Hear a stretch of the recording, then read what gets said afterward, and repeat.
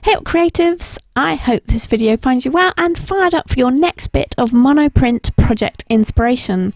So this is going to be my last video in my Gelli Prints project series, and if you're new here or you've missed my other videos this month, then check out the description below for all the links to all of the other videos, and you might want to start with the tips and tricks of Gelli printing video, and there's a link to that in the cards as well as in the description below. Okay, let's get on with today's project. Now, what I thought was, as Christmas is coming up and the holiday gift giving season is kind of getting underway, that I would share a really easy way to add a bespoke arty touch to your gift giving and to make them really special. So I've got for you a matching wrap, tag and card idea using Gelli prints, just to start you off and ready for you to add your own spin to. So I've sorted through my Gelli prints and I've taken out the prints that I made for the DIY envelope project using that double printing technique, and I've picked out the mostly greens and mostly pinks and lilacs prints for today's project. So my colour scheme is going to be kind of a traditional Christmas but with a contemporary twist. I'm then tearing up those papers into smaller pieces. Yeah, I'm sorry, I know a lot of you hate tearing up patterned paper, but hey, we're going to make even better patterned paper with it. I want to collage all those torn up Gelli prints into one sheet, so I'm using the biggest paper that I have to hand, and that's the A3 version of the paper that I originally made the prints with, and I'm using regular gel to stick the pieces to the sheet. And to make sure that I don't end up with all the pieces from the same print clustered together on my page, I'm just roughly dividing up the pieces into their respective prints. I'm using an old plastic gift card to spread the gel medium evenly on the paper and also on the back of each piece before I stick it down and then go back over the top with it with some more gel. And I'll work in sections, building up the collage as I go. It does take quite a while to cover a whole sheet of A3 paper like this. So I kind of started off with bigger pieces, thinking that it wouldn't take me so long if I used bigger pieces. But in the end I decided that I actually preferred the pattern I was getting from the smaller pieces. And to be honest, the smaller pieces would work better for the projects I want to make. So I did go back in and add some smaller pieces over the top of those bigger blocks just to break them up a little bit. Another thing you need to keep in mind when you're doing this is the weights of the paper that you're using. So for my finished collage, it's going to be more of a cardstock than a paper, which is perfectly fine for the projects I want to make because I want it to be able to keep its form and not be too light and flexible, but not so heavy that I can't fold it. Once I've completely covered the piece of paper, then it's just a case of letting it dry before moving on to the next stage. First thing that I want to make is a wrap for a gift box, and I'm just going to tidy up one of the long edges with a craft knife. You only really need to take off a few millimeters, so it's a good idea to measure it or use the cutting board markings to help you cut a straight line. This is the gift box that I want to wrap, and I'm just using it to work out how wide I want that wrap to be. Once I have an idea of the width I want, it's just a case of cutting it. And again, it's a good idea to measure the alignment of your ruler as you want it to be perfectly parallel to your straight edge. I know, right? I bet you never thought I could be this precise about something. Now that I have my strip, I'm going to wrap it around the gift box, and I'm using a small ball embossing tool to score some fold lines. Now another great tip here is to make sure that the box is squarely on that strip before you start folding, otherwise you're going to get a wonky wrap. And again, if you've got measurement lines on your cutting mat, they can be really handy to help you line this up. And I'm just going to use a paper trimmer to trim off the ends that I don't need, but you can use scissors or a knife again. That's the basic wrap, so you can completely leave it like that. But what I want to do is I just want to go back in over those fold lines and use a bone folder to just get them really sharp. And before I do that, I'm just making sure that the edges of the strip are flush with each other so that that is a really nice perpendicular fold line. Once I've done that and filled the gift box with goodies, of course, I can add the finishing touches, and I'm using string for this, but you could easily use ribbon or just stick the ends together and leave it as a sleeve if you liked. Now I quite like doing multiple string wraps. So I'll go around the box 3 times or maybe 5 times sometimes, but for this one I'll go with 3 times. And I don't know if you've noticed, but I'm holding the end of the string to one side and making sure that I wrap over it with the rest of the string. And this is going to help me to tie it off. because then you take the other end of the string and pass it underneath all the other strings, so it ends up on the other side opposite the other end, and then you can tie the two ends in a knot and in a bow.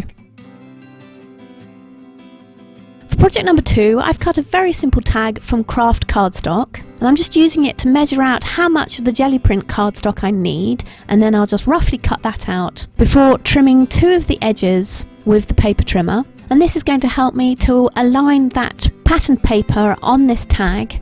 I can then stick it in place with just regular gel I'm using here, and once that's dry, I can then trim off the other edges, and I'll add some string to finish it. So the last project in this Gelli Prints project trio is a card. I mean, what's a gift set without a matching card? Again, I'm going to keep the design of this card quite simple because, well, I'm a bit of a fan of clean and simple designing, but there is nothing stopping you from going all out and embellishing your gift set as much as you want. Once I've cut a panel of the Gelli print collage, I'm going to use my trimmer to cut a straight edge into it. Then I can use that edge to cut my second straight edge. I'll then go back to my card front and use these 2 straight edges to line up this panel on the card blank so that I can mark off where I need to cut edges number 3 and 4 to make a panel that will fit the card front. I'm then using a circle die to cut an aperture in the panel, and I'm going to run it through my machine a few times just to make sure that I do get a nice clean cut.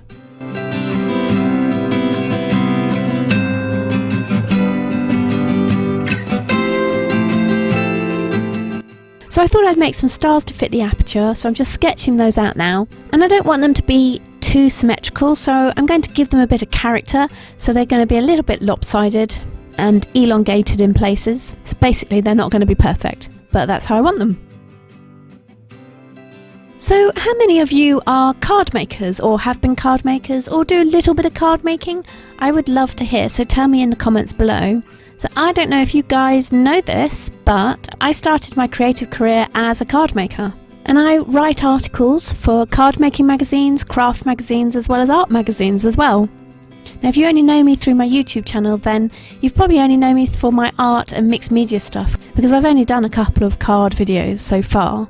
I do have more planned, and if it's something that interests you, then I will definitely put some more on the agenda. So give me a shout out and let me know. And once you're at it, if you're enjoying my video and you're finding it useful, then please do like it and share it with anybody you think would like it as well. And if you're not one of my subscribers but you're looking for art and craft inspiration, tips and tricks, then please do think about subscribing and hitting that notification bell as well so you don't miss my next video.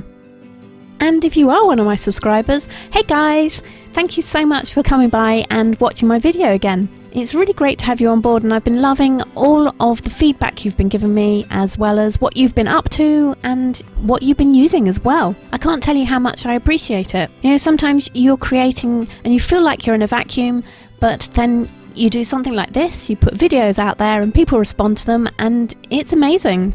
So thank you so much for being part of my creative community. Anyway, look, I'm getting a bit sidetracked here, so back to this project. Okay, bit of a confession, I'm really sorry about this, but this stamp set is not available anymore. The company is no longer running, unfortunately. But I wanted to add a little sentiment within my aperture, so I'm just using the MISTI to do that. You know what, even though I stamp a lot, I do a lot of stamping, the MISTI has been one of the best tools I've ever bought. And I'm in no way sponsored by MISTI or any of the positioning tools or any of these sorts, but it really has been a really useful tool. Because I don't know if you do a lot of stamping, but you know, it's very easy for stamping images to just not stamp very well. And no matter how good you are at it and how often you do it, there is always a time when you're going to stamp something and it doesn't come out that well. And when you're working to a deadline, I can tell you that that is a real pain. So yep, I love my MISTI tool. I want a bit of dimension, so I'm going to stick my panel down to the card front with 3D foam pads. And you can always use 3D foam sheets or tape, they will do as well. And then I'm just going to spend a little bit of time working out how I'm going to arrange the stars. So my initial thought was to have 5 stars in the aperture, and then as I looked at it I wasn't that happy with it, so I tried different ways of putting the stars down, different positions for them, and also gave a couple of them a little bit of a trim to make them smaller. I mean, there's one design there that's really catching my eye, but what do you think? Do you like the 5 stars or the 3 stars? And if you haven't seen already, you can see what I went with at the end, but I'd be interested to know which one you prefer. I know, I'm keeping you guessing, or perhaps not if you saw the video thumbnail photo. So 3 projects for the price of 1, and all using those jelly prints from my first video in this series. And wait for it, here it comes. This is the design I went for. Yep, the 3 stars. I thought it was the most eye-catching from the ones I tried, but feel free to disagree, and I'd love to hear what you think, so don't forget to let me know. Plus, also, if you want some more card making videos, then let me know that as well. I hope you've enjoyed my Gelli Prints project series and that it's inspired lots of creative ideas for you. Now, I'm going to be back on Wednesday with a new art and craft video, but I'm not entirely sure what the subject will be yet, so you'll just have to come back and see what it is. In the meantime, here's some suggestions on some more videos you can watch from my channel. Thanks very much for watching this one, and I'll see you next time.